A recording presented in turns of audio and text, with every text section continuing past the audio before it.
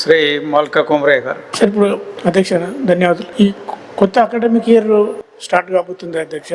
అందులో ఈ జియో 317 అమెండ్ చేస్తూ 190 జియో తీసుకొచ్చారు.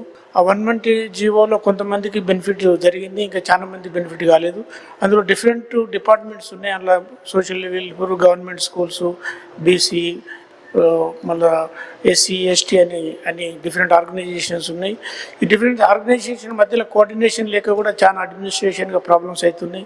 హాస్టల్ పిల్లలకు కూడా చాలా వాళ్ళకు మంచి ఫుడ్ లేక అది అవుతుంది. కాబట్టి నెక్స్ట్ అకాడమిక్ ఇయర్ వస్తుంది కాబట్టి ఇప్పుడే ఈ టీచర్స్ అందరినీ ట్రాన్స్ఫర్ చేసి వాళ్ళ రేషనలైజ్ చేసి, ఇప్పుడు ఎక్కడైతే పిల్లలు ఉన్న దగ్గర టీచర్స్ లేరు, టీచర్ ఉన్న దగ్గర పిల్లలు లేరు, అట్లా చాలా డిస్క్రిపెన్సీస్ ఉన్నాయి అధ్యక్ష.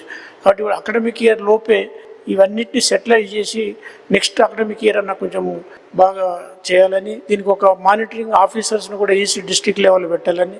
తర్వాత ఇప్పుడు 33 డిస్ట్రిక్ట్స్లో డిఓస్ అసలు లేరు. ఎక్కడ ఒక 5 డిఓసే ఉన్నారు. మొత్తం అడ్మినిస్ట్రేషన్ అంతా ఈ అండర్ సబ్ కలెక్టర్స్ లేకుంటే అండర్ ఈ డిఫరెంట్ ఆర్డీఓస్ వాళ్ళు ఇన్ఛార్జ్ ఉంటారు. ఆ ఇన్ఛార్జ్ రెవెన్యూ వాళ్ళు ఉండట్లా ఎవ్రీ 6 months 7 monthsకు వాళ్ళు ట్రాన్స్ఫర్ అవుతారు.